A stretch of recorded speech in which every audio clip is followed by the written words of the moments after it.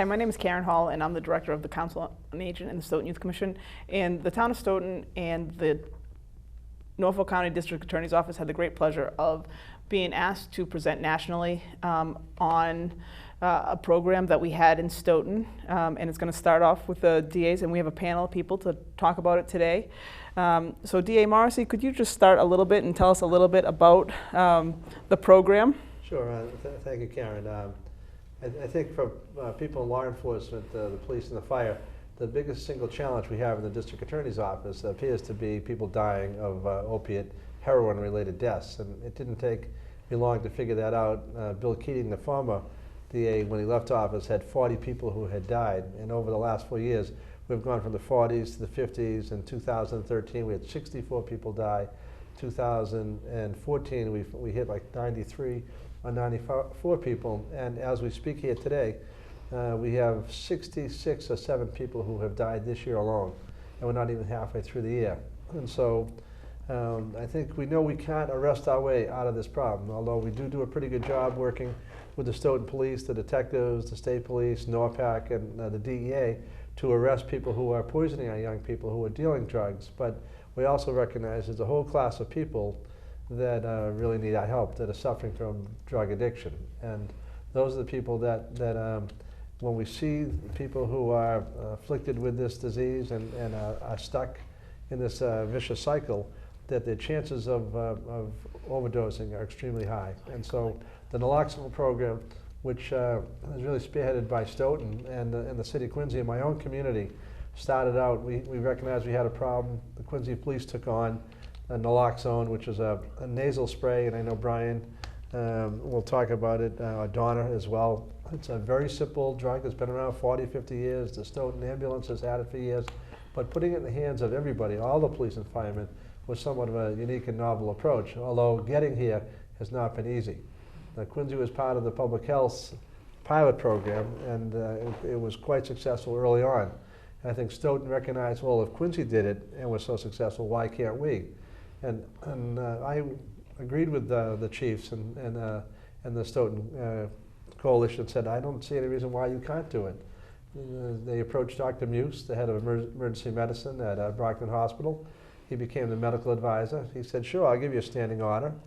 Trained the Stoughton police, and we looked at it and said, in spite of what I would tell you, the bumpy road the Department of Public Health gave us, we were able then to get naloxone in the hands of all the public safety officials and move ahead.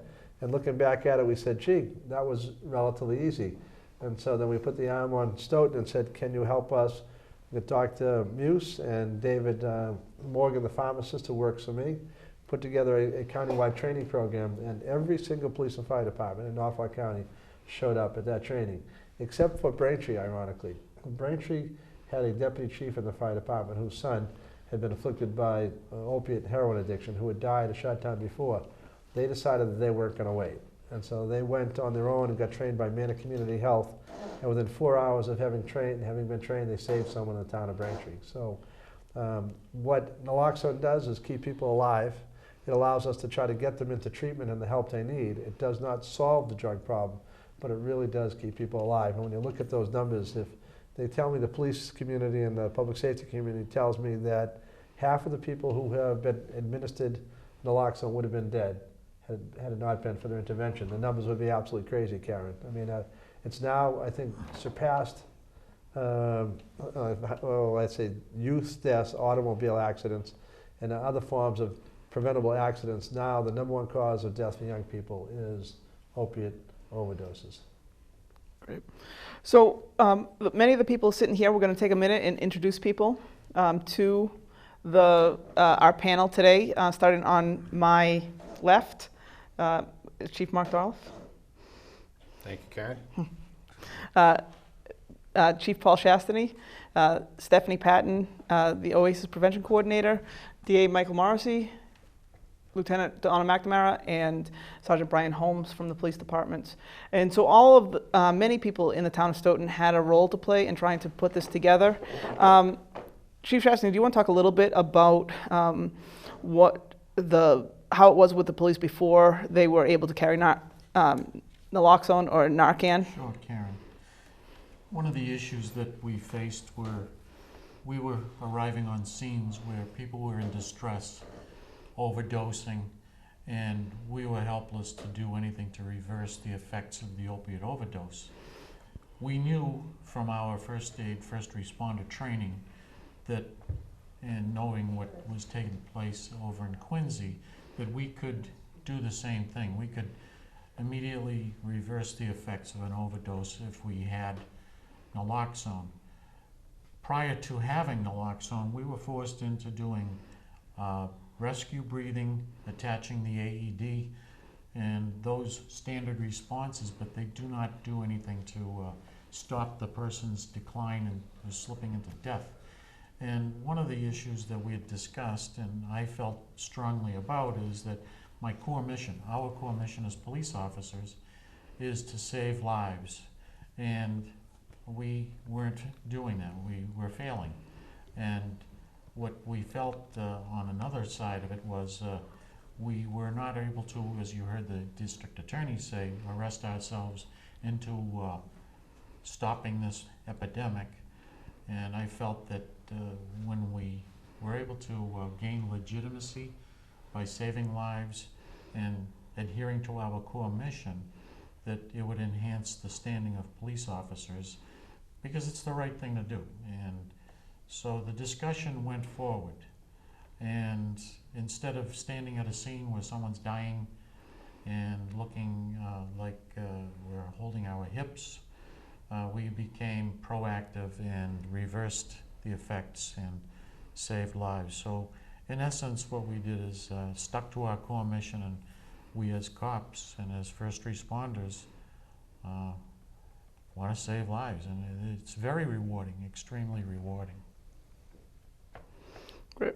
So one of the things that, can we talk a little bit about the scope of the problem? How many deaths, what are we really talking about for numbers in those? I know that DA Morrissey had talked about that a little bit, about how many we've seen in the town, in Stoughton.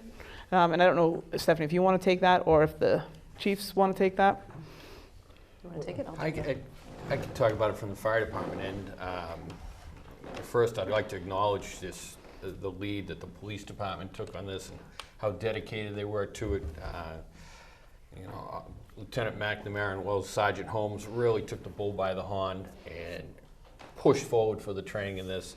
Fire department's major involvement was pretty much putting everybody, in fact in Norfolk County, in contact with our medical director, who's a very proactive medical director in pushing forward this Dr. Muse. Well, he's also a character.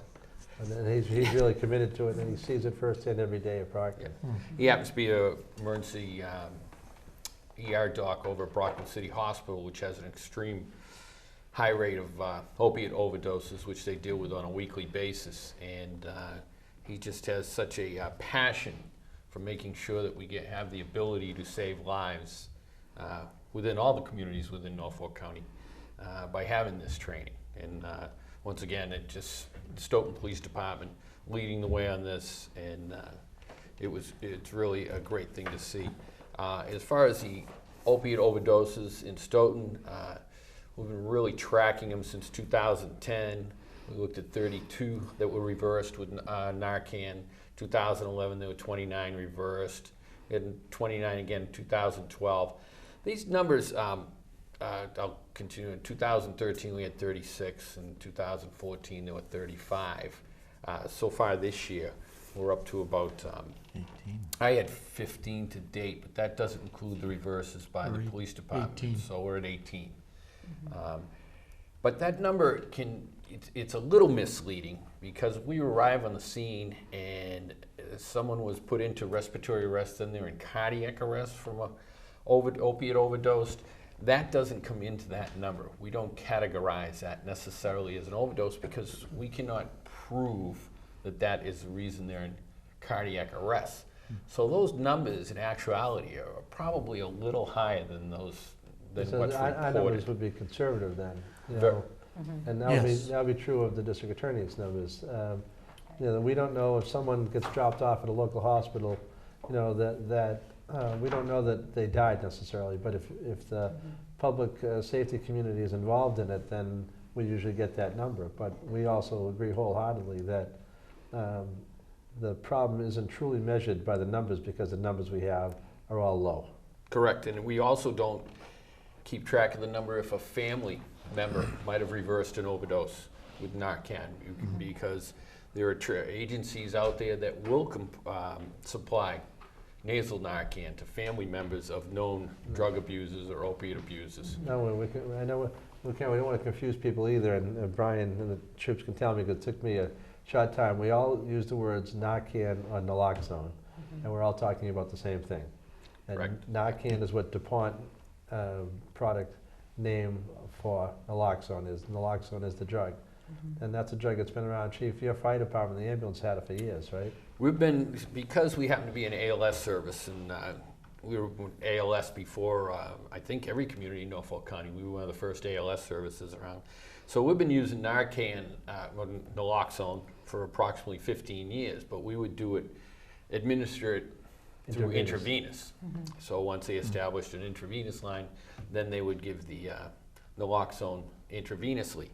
But the nasal naloxone is actually safer for our paramedics to use. There are no needles involved. We don't have to worry about someone getting stuck by a needle if a patient becomes combative when they come out of the opiate high. So the introduction of using the nasal naloxone has really proved to be a great asset for the department, and a safer way to use naloxone. I wonder if maybe Lieutenant McNamara and Sergeant Holmes could talk a little bit about nasal naloxone and what it is and how it works, since you guys do all of the police training, so we know you're well versed in explaining it. And did the national training for us. Right? Yeah. Right. It's a good tool. I've commented before that it's a good tool for an immediate save. It doesn't fix the larger problem.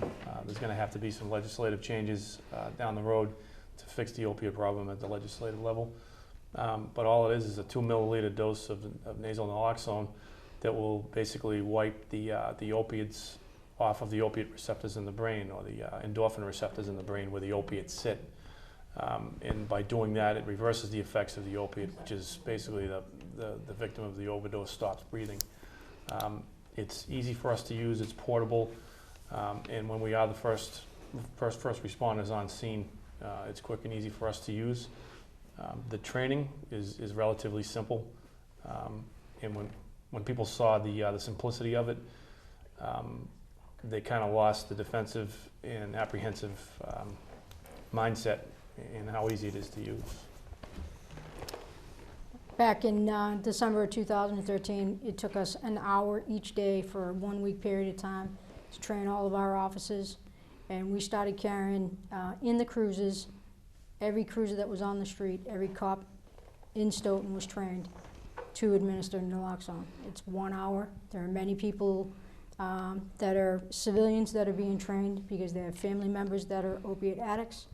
And it is simple to use and a very, very good tool. We have been able to reverse some people who may have passed due to the overdose.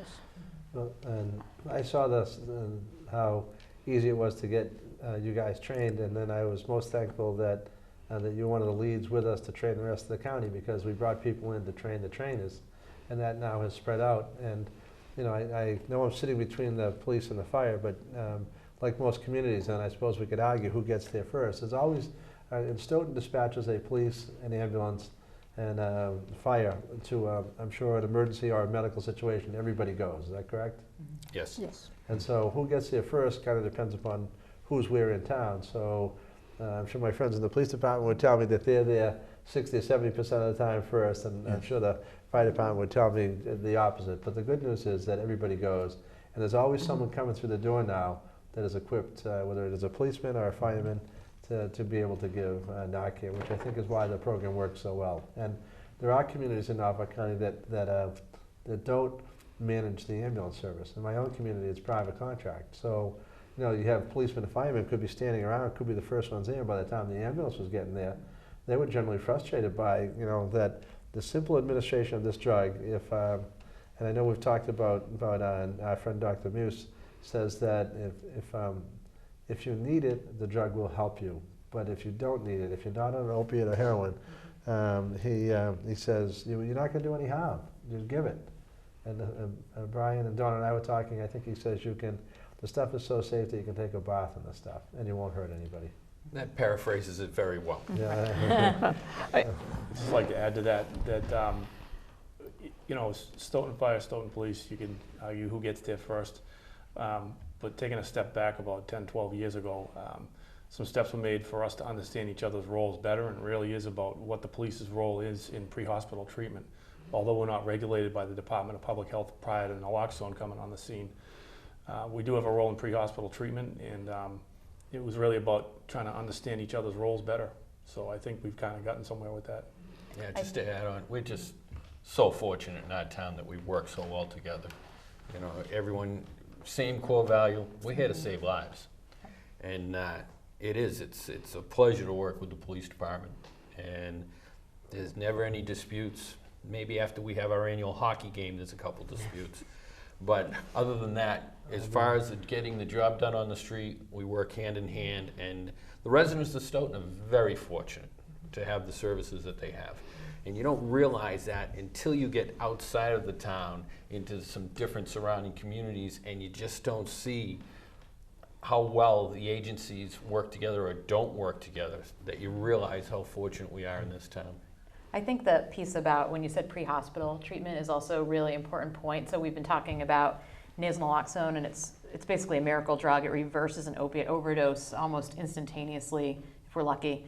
Sometimes it takes more than one dose, but what's really, really important, especially for folks who have their own nasal naloxone kits at home, and there are people who have that it is pre-hospital treatment. It is intended that once a dose of naloxone is given, that the person really is going to go to the emergency room, because the overdose can reoccur, the naloxone wears off, and also they might be having other medical issues. So that's why, when police arrive, they administer Narcan, the person still is going to take a ride in the ambulance to the hospital, because there needs to be a full medical evaluation. And so if folks are fortunate enough to be able to use this stuff at home, we still really, really want people to be calling 911. It's really, really important. And we have had instances of where we have had a relapse, and that has occurred. And I think Dr. Muse has been quite clear to all of us is that the stuff will work, and if used properly, but you really got to have someone come and review them medically, because they have to be stable before they go back out. And it is amazing how someone could be completely out of it, and all of a sudden they'll be waking up and like nothing ever happened. And they may seem fine, but you really have to get to a hospital. And you're fortunate that you have a first-class emergency facility next door in Brockton. Mm-hmm. Going back to Stephanie's point, the legislative changes that I mentioned, I mean, you have 123, Section 35 for alcohol and drug addiction. We need some changes with that.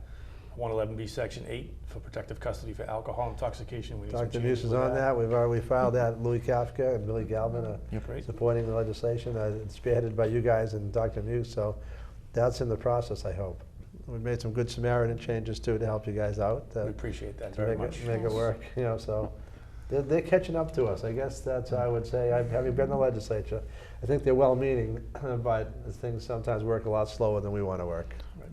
Stephanie, to add on the civilians administering the naloxone, still be calling 911 as a result of just the reversal that we had over the weekend. A civilian administered naloxone in a parking lot, and it wasn't enough. A second dose was administered by a police officer, and that was enough to bring that patient out of it, but she was still transported to the hospital. So, well, I think you guys impressed upon everybody at the training that, and I think we've stolen some of your ideas, that there's AEDs in all of the cars, and you had the little plastic containers that we've copied that will hold 2 doses of naloxone, and you basically tie that right onto the AED. So someone going into a scene, I think Chief, you were telling us, hey, second nature, now that the AEDs come out of the car during the cold weather, and they get charged up, and so take them with you. So that stuff is always attached to it. So when you're going in a house, right away you have the right tools. And I think that one of the things that brought us all here to this panel is that it might have seemed like a very easy process and that we were just able to do it because Stoughton's great. But it actually took a lot of work and a lot of collaboration on the parts of many different people in the room here and who are not in the room. And I don't know if we want to start, Stephanie, if you want to even talk a little bit about the to follow up on the Good Samaritan law and the legal opinion that that we got from OASIS, and to start and kind of walk people through the process that it took to get to that point.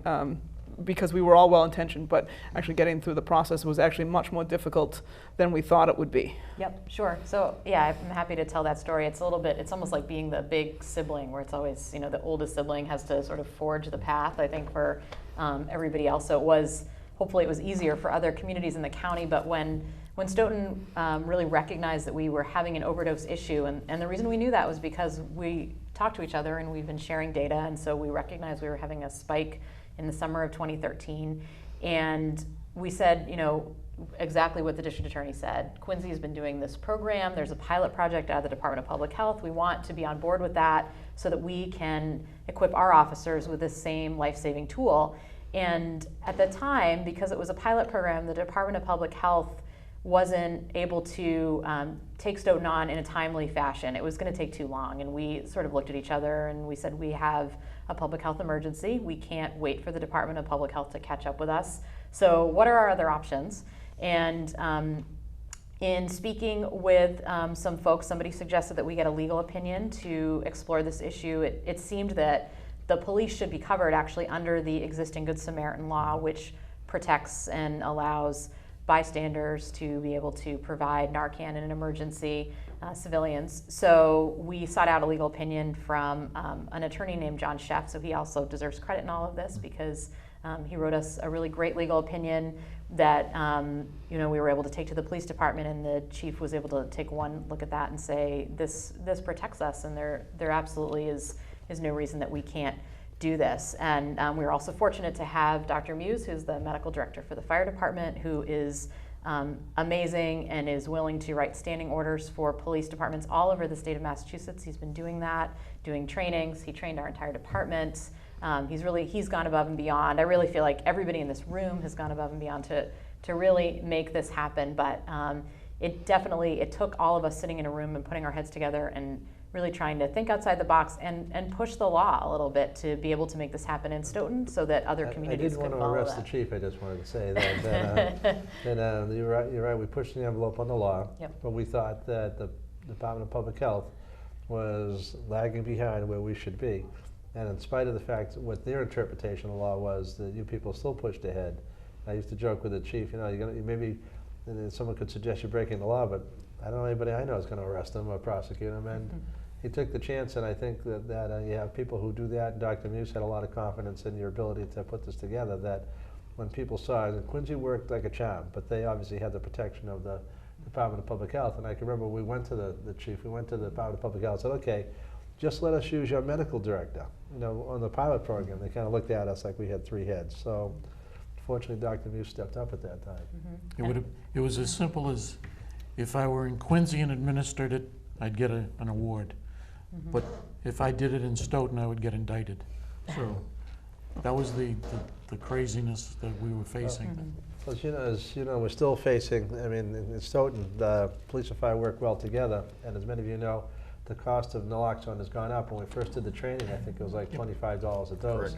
And now some people are buying it upwards of $60 a dose, so we should have taken stock in it. But the dilemma is that Dr. Muse now is obviously forward-thinking and said, well, you know, why don't the police just hand off the empty, you know, naloxone dispenser to the fire department ambulance service, who's going to do a run sheet, and they're going to indicate that naloxone was administered, and going to go to the hospital, they're going to get replenished, and it's going to be 98% of us have insurance in the Commonwealth, and we'll pass the cost to insurance, and that's how we'll sustain the program. And of course, I now have the letter telling me that that's illegal and you can't be dispensing drugs. So I'm a big fan of the don't ask, don't tell policy, is that if the report says naloxone was administered, and you know, in my book, it doesn't matter who administered it, just replace it. And bill to the insurer, we can continue to sustain the program. So I think they're coming around. The governor obviously has made this a priority. Maura Healey is on board. And then the last Commissioner of Public Health was awesome, Cheryl Bartlett. I have a meeting with a new one coming up. I'm hoping they are equally as helpful, but I don't think it's the commissioner. As many of us know who run departments sometimes, or sometimes the head wants to go one way and the body's not willing. And I think that's what we found in the Department of Public Health is that the leadership was saying and doing the right things, but we couldn't get the institutional embedded long-term memory to do what we thought was a very simple thing. And I'm hoping that turns around very quickly, because I think there's a lot of other things the Department of Public Health can do for us, and Stephanie knows, collecting data, things like that. I mean, they got stuff that we need, like it was Fort Knox. So I just, but if it wasn't for people in Stoughton, and I think Norwood then saw how successful you were, and they were on your heels, and then we put together the countywide training, and the rest is just that there are a couple of people slowing. They're a little slow. I know that my friends in the fire department of Quincy are a little slow. They thought that would interfere with their EMT certification. We took care of that issue. And now, as a practical matter, I think when you get your advanced life-saving EMT and first aid, there's a component now of education that's included as a result of the work you've done in the recertifications. So everybody gets recertified. And what's interesting is all of the academies, the recruit academies, are training all new police recruits in the naloxone administration. So this is here to stay, and it's remarkable to see this sea change within a year, basically a year, how it became such a hot topic to stay away from for so many police administrators. Now, if you're not doing it, you're playing with lawsuits. People are going to come after you. Well, everybody remembers the when AEDs first came out. At the time I was in the legislature, and I moved with the Heart Association to change the law to basically say that if you have been trained and in good faith, you render aid and assistance with an AED, then you will be immune from suit, the so-called Good Samaritan law. And obviously, I think the decision you have with John Sheff took care of that, but one of the ways to ensure that is that if you have in good faith been trained to use, and they prescribe an hour's course, most of us know you can probably learn how to use and administer naloxone in about 10 to 15 minutes, but we give you a little bit of the science and background, and so we've agreed that an hour's worth of training is enough to have people understand all of the problems. But having said that, now administering that, we have the Good Samaritan protections. And you are right, the groups like Learn to Cope now, they spend the first 15, 20 minutes of every meeting teaching family members or relatives of loved ones on how to administer naloxone. And there was a woman in a jury down in Plymouth County who had been trained by Learn to Cope, and where else would you expect to find people with drug-related problems other than the courthouse? Someone passed out, the woman stepped out of the jury box and administered naloxone and saved him in the courthouse. So, I mean, it's amazing what this drug can do, but it really doesn't solve our problem, which is why we have, this is just one of many strategies that we have to be engaged in to solve the problem. It's as bad as I have ever seen it.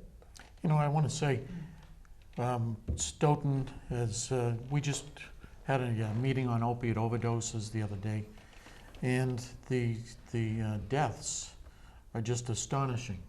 And I think it was 43 deaths in Norfolk County in a 3 month stretch. Well, yeah, we had 43 in just under 90 days, but we're at, from January 1st till early June. Yeah. I can't tell you whether I'm at 67, 68, or 69. They're coming in so fast that we're on pace to go over 120, and last year was 94, and the year before that was 63. So, I mean, we're almost leaping up by multiples of 30, and that's in spite of the good work. I mean, I think Brian and Tony would agree. If you guys didn't do this, I assume that my numbers at Stoughton would be through the roof.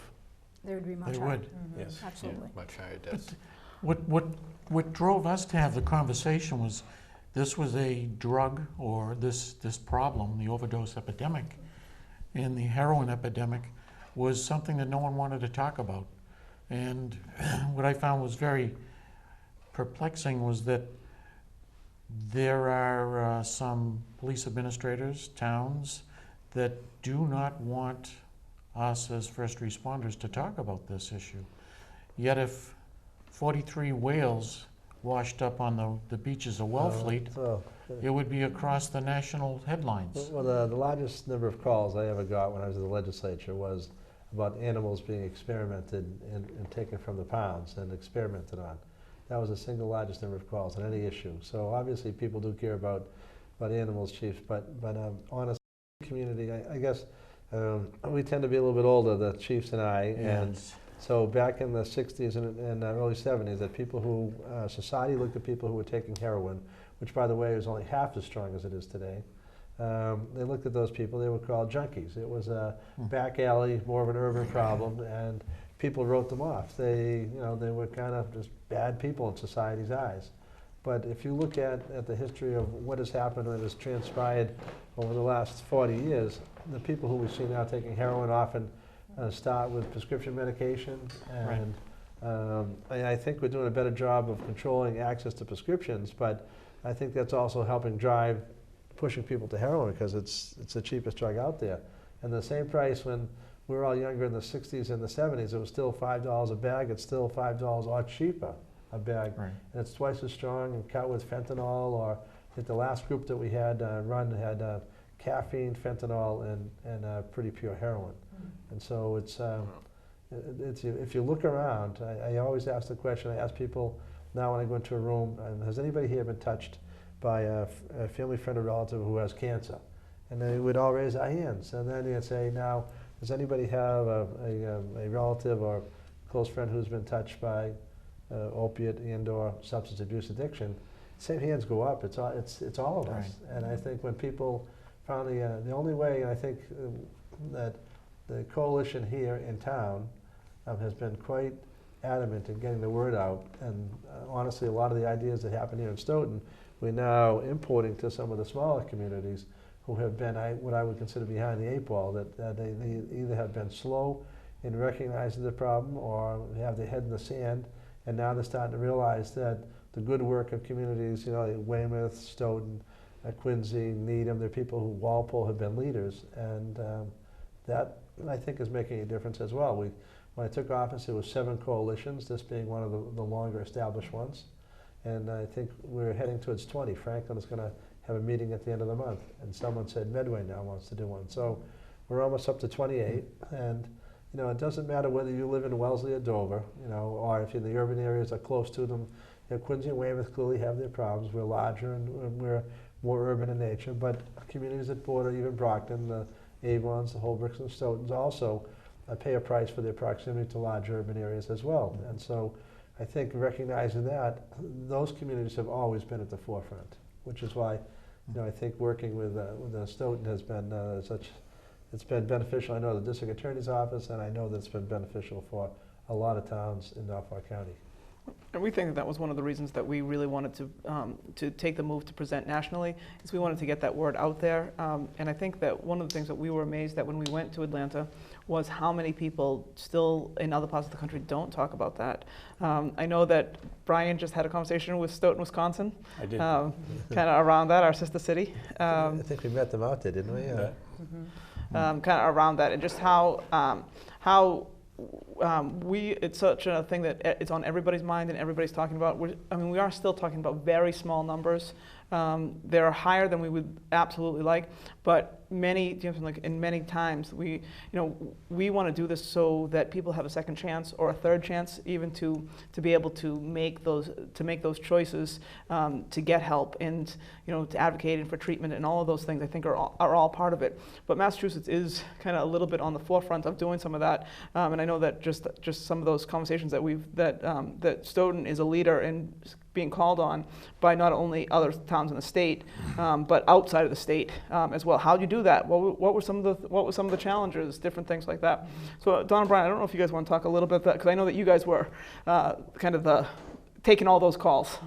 I think some of the challenges that we learned when we went to Atlanta was, in other parts of the country, police officers aren't trained to the level of first aid, first responder that we are in Massachusetts, so they have to start from a foundation level of getting that first responder CPR certification. So they have to start there first before they can get to the point of training for the Narcan naloxone.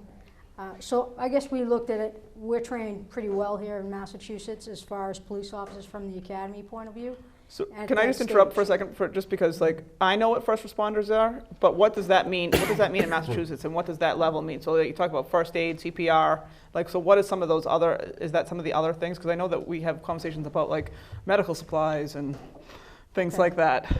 Well, in Massachusetts we have paramedics, in the ambulances, EMT basics, and then where police officers are trained to the standard of first responders, life-saving to the point of CPR, AED training, any major bleeds. If we're first on scene, we can give assistance pre-hospital at that point, and then transfer care over to any ambulance. So first Would you like to responder expand is first responder is a requirement for police officers in Massachusetts by statute. The initial certification is 40 hours, and if you put the curriculum for EMT next to first responder, it's the exact same thing. The only difference is if you're a first responder, your training comes from the National Safety Council. If you're an EMT, you're certified under the Massachusetts Department of Public Health, and you receive a license. So it's almost the same thing.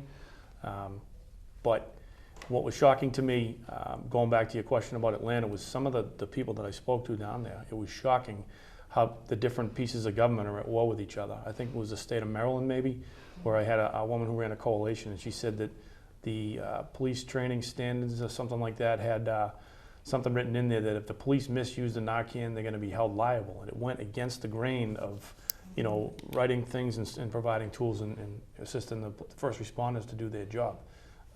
And there was other stuff that came from other parts of the country where the police officers don't even have medical equipment. I mean, a basic first aid bag with a rescue breathing mask, the ability to control bleeding and stuff like that. So I think it comes from the training that we're required to do at the state level. And it was a stark contrast from some of the departments in Atlanta. Well, when the AEDs came out, remember there was a case where someone on a plane had a heart attack and the airline didn't have the AED, and they sued the airline.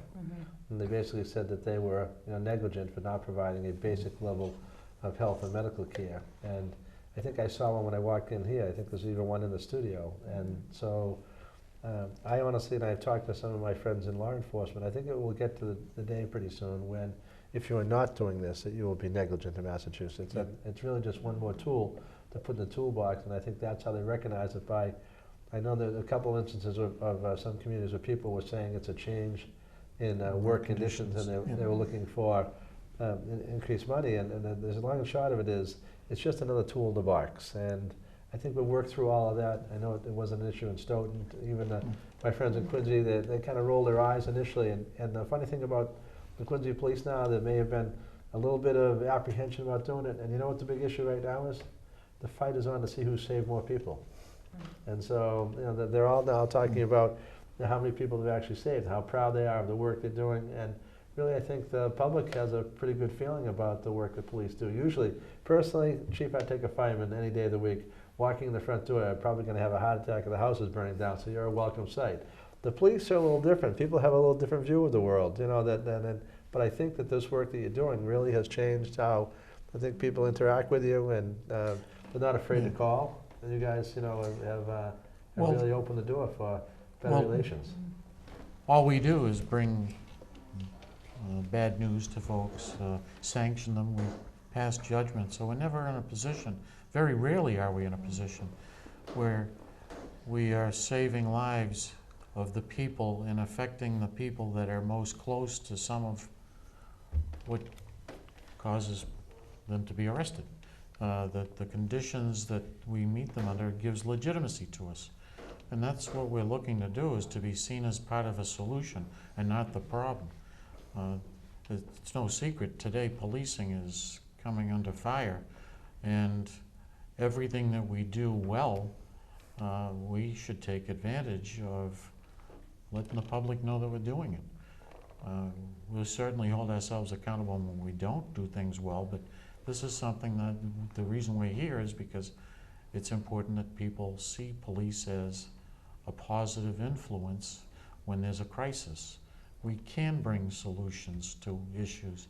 We do build strong communities. We do convert people that mostly have had bad experiences. We convert them into people that will now support us because they understand that it isn't just about them, it's about life, protecting life and property. So it's And it's all been positive. I mean, and I know some people say, well, geez, you're letting these drug dealers, I mean, you aren't you encourage them to take more heroin? And the answer is, I don't think we're encouraging people. I think the urge and the disease that is afflicting them is so overwhelming that you just can't, you just can't stand on the sidelines. And I can remember my sister saying that I did lose a brother-in-law to alcohol issues, and she said the compelling need to, when you live with that person who has that need, and as much as you want to try to help them, it overtakes them. And I think that drugs are the same way. It is a disease, and I think they realize now that people in Stoughton are being treated as not as criminals, but as people needing help and assistance. And there's so many folks that when I worked in my previous job, I worked narcotics, that I would get into treatment. I feel that we are a connection to resources in the community, and that's something that we do all the time. People will call us before there's a crisis sometimes and say, can you do something for me? I'm having a difficult time. And we don't talk about that, but myself, I've put a lot of people in touch with recovery programs. Well, the legislature also changed the law in regards to, I guess you referred to it as somewhat of a good Samaritan piece. You come to a scene, Brian and Donna, and you get a call. Then what happened was, in the old days, when someone would be overdosing and whoever was with them, they'd clean up the place and then throw all the stuff out, and they're basically neaten everything up and get rid of all the evidence and stuff. And under today's standards, is that I think people now understand the sooner you call the Stoughton Police or Fire Department, the ambulance service, the more likely you're going to save a friend. And they're not worried about cleaning up the site because we don't arrest those people. That we know they have a problem, and I would like to get them some treatment, but we're not arresting them. If you're distributing and still poisoning our young people, I think we have some pretty capable people here in Stoughton, and some great detectives who do a wonderful job, and I have some great prosecutors who will get you the type of treatment you deserve, and that's probably in the state prison system. But the average person with a addiction problem, I think that's been our focus, to try to get them help. And that's why the coalition that Stephanie heads up has been so successful. I think our next step in this, in fact, we've already had discussions about it, and your conversation kind of leads towards it. Okay, once we take care of them with the naloxone, we transport them to the hospital. We need to follow up. We need to make sure they get the information where they can receive help from all the different agencies that are available. And I think that's the next piece of the puzzle we have to look at solving this problem, is helping to educate the drug abuser and help them get help. The coalition can do that. Weymouth is trying something novel. The fire department, I think, is now visiting families after an overdose. They're now going back to families saying, hey, here's a list of help, counseling, other alternatives, for even family members who, it's not just the person who is afflicted with the addiction, but for the entire family. So to try to tell them, hey, we had a little bump in the road, but we work together. We can try to do that. Now, I'm a little concerned these days that some of my friends in the legislature are talking about changing some of the laws on mandatory minimum sentences for drug dealers. And generally speaking, dealers go to jail and users don't. They get help.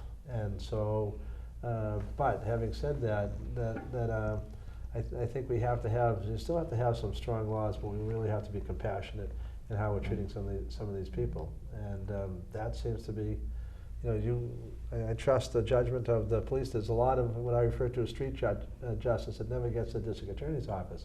I don't get a case unless you bring it. And so I think that a lot of good work is being done unrecognized and unnoticed by people on a day-to-day basis in the towns. And that's happening in Gloucester now. The chief up in Gloucester has basically made it known that if you come into the station and you want assistance, if you have possession issues or you're found with it, he'll look the other way on it. And there's a lot of value in that, but you've got to also make sure that there's no abuse of that, because discretion, when improperly applied, is corrosive and it gets very erodes zealous. I know the confidence. district attorney up there has expressed some concern. I mean, you don't want to, you're dealing with people who are dealers. That's a little That's different. right. People That's with, right. People with problems. So sometimes it's hard to tell who is who, because some people are dealing to support a small habit, and that gets harder and harder to work with. But it also, I have to say, the quality of life in Norfolk County is, and maybe you guys can tell me what your percentages are, but I know from listening to people, particularly in the district courts, there's a lot of crimes that we see in Stoughton District Court, Quincy District Court, Rentham, Brookline, Dedham, that the underpinnings are people who have substance abuse issues. Right. They're breaking into your house, they're breaking into your car, they're assaulting people, they're shoplifting, right? And they're bank robberies. I mean, and bank robberies used to be few and far between, but now. Constant. So I have to think that 60–70% of the crimes that we see in the county are substance abuse driven. I mean, I don't know that anyone's ever really done a study to tell you what it is, but my sense tells me it's extremely high. I lived on a main street for several years. One day I was out shopping during the daytime, and I worked nights, and at the time I had an assigned cruiser in my driveway. And somebody walked into the bank across the street, even with that cruiser in the driveway, and robbed the bank. And a detective was coming into work. He was later recognized for bravery. Somebody said, "Hey, that guy just robbed the bank," and the suspect was immediately apprehended. But again, that was an underpinning of addiction. He was so high, he walked by the house, probably never recognized it was a cruiser in my driveway, and he did a robbery. No, Billy Keating talks about when he ran for Congress, he ended up catching a purse snatcher down in Falmouth, and that person obviously ended up having a substance abuse issue, and joke about it. I was walking into the local bank with my brother-in-law and give him a ride, and had I been there a few minutes earlier, I would have caught the robbery in progress. And it turns out that the person who was involved in the robbery was a young woman who I knew who grew up around the corner.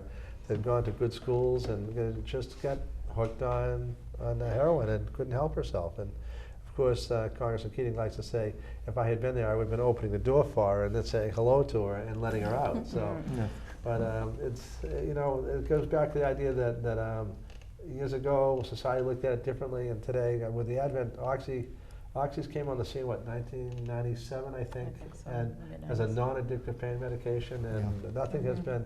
Talk about the world's biggest lie, and you look at the problems that we have now as a result of it. But getting people to change how we thought in the 60s and 70s to deal with the heroin problem of today is the challenge that has to be. That's, I think, our next biggest challenge. Well, and I think that to go along with that, in prevention, the work that Stephanie does, and in fire and police, the best fire that is the one that doesn't happen, and the best crime that is the one that doesn't happen. And prevention and all of those things, I think, is really we want to be catching people on, at every different level, from the prevention. So we want fifth graders never to use oxys, and we want to get the people who are in treatment and currently using treatment. Using heroin, we want to save them if they're overdosing so that they can make another choice another day. But there's a whole spectrum of that happens, and it's really a web. And I think that's why it's so important, and why you see so many people sitting around this table today, crowded into your screen. Is just kind of around the collaborations and how we're able to do that, because it goes back to what Brian was saying earlier about how the fire and the police work together. And Mark, a little bit about the ambulance, the fire before ambulance, the ambulance before fire. Ambulance before cruiser. Ambulance before Ambulance cruiser. before cruiser. We joked There about we it go. years ago, and this is not the standard of practice nowadays. But when I first started on the department in the early 80s, it used to be a commonplace, and you'd actually hear it on the radio that a police officer would get on and say, "Don't forget your ABC," which meant make sure the ambulance gets there before the cruiser, especially if it was a known horrific scene or accident taking place. Well, those days are so over with. The training of today's police officer to assist at accident scenes, to provide medical assistance, to be first on the scene, to provide naloxone, the times have changed. Once again, I mentioned this earlier, we still have the same basic core. One of our core values is saving lives. It's a police officer's job to save lives. It's a firefighter's job to save lives. And just those days have changed. They're long Well, gone. the race is on now. I mean, I told you, I hate to be the referee here, but usually the fight is who's there first. So it's no longer, who's going. It's which one of us is going to get there first. So in different communities, I mean, everybody wants to help, which I think I find that refreshing. And for those of us who rely so much upon the work that you do day to day, that, I joke about it, rather see a fireman than a policeman. But right now, anybody who's trained, if I'm in distress, I welcome anybody in the house. And as I get older, the people who can provide and save you, I said, should be welcome. So I just, the work here in Stoughton, that we've passed on, I think is starting to make a difference. I mean, some people are slower than others, I have to admit. There's still a couple of departments down south that they've been trained, but they're still, they're almost in Rhode Island, but we won't go any, we won't say any more than that. So, Little equity, yeah. We have extinguishers in our cruisers. We've been using them for years too. So, But I don't see them running into burning houses too quick. Real small. They're much smarter than that. well, I told you a million times not to exaggerate. I'd like to go back to something the police chief mentioned and the DA was just talking about here, is that there may come Chief, you mentioned that there are some police chiefs that are reluctant or a little bit apprehensive about having the Narcan, and there's changes being talked about with the Municipal Police Training Committee, who oversees the Right. training for Donna and I as instructors and recruit level training. There may come a point where those police chiefs in those communities don't have a choice, because the training is now being pushed down to instructors level train the trainer. So you become trained in Narcan administration, you become trained in EpiPen. And if it's coming through the state and it's coming through the training Right. committee, it's more of a Mandated. liability to not have it if it's being Absolutely, yeah. offered. Well, then I think you have, the chief suggested that they're pushing it up from the bottom too. The new recruits are getting it. So you get the trainers, you get the recruits. It's going to just crush the middle. And so, and I agree with you that when that happens, then people will be negligent. Then any opposition people may have should fold, because you will expose yourself to, and no one likes to be sued, to a civil lawsuit. And I do want to so we've talked a little bit about the people who are kind of on the other end, but I really want to kind of go back to Stoughton and Stoughton's ability to have been able to get this, which is kind of why we put this on, is that we really, we didn't set out to be leaders in the community, but we just wanted to do the right thing and to be able to make that happen. And in doing so, and us having the collaboration and the communication that the police chiefs can banter back and forth without drawing guns is a huge asset for Stoughton. And I think that for me, one of the things that we continually want to be able to do is to talk about the good work that is happening in Stoughton all the time, and that do something like that. This is a great community to live in for the level of being leaders in carrying nasal naloxone or Narcan, for the ambulance service to be. I'm sorry, you used acronyms earlier. ALS, Advanced Life Support Trained.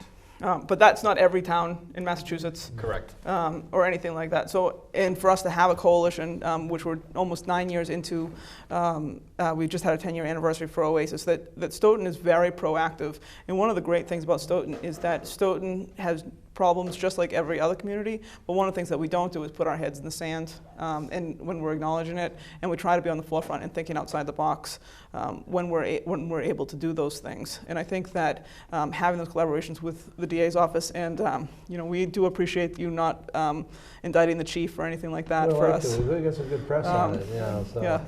That would have really opened some people's eyes, I'm sure, but My wife would have liked it. yeah, we say that tongue in cheek, but no, honestly, if people didn't take a risk, we really wouldn't be as far down the field as we are. So I mean that I thought it was a terrific idea. As if someone had to take the first step, and you have to walk before you can run. And I like to think now that we're running because of the work that was done by some of the earlier departments like Stoughton. Now, Sergeant Holmes, anything else you'd like to add as we kind of wrap up this segment? Just in short, what happened here, everybody had a role in. The fire chief, the police chief, the DA, you folks, Dr. Muse, the role that we played as instructors, but it had an impact at the state level, I believe. Just what I mentioned through the Municipal Police Training Committee. Well, I sent you guys out to other counties now. I mean, Yes. they saw what happens. You've gone into some of my other compatriots, and I think you went to Plymouth County and you went to Middlesex County. Yep. So, I mean, I'm a big believer in don't reinvent the wheel, and if someone has a good idea, then take it. And obviously, people, my counterparts in the other counties saw that you had a good idea, and you've been most free with your help and time, which is, I think, benefited the entire state. Lieutenant McNamara, anything you'd like to add?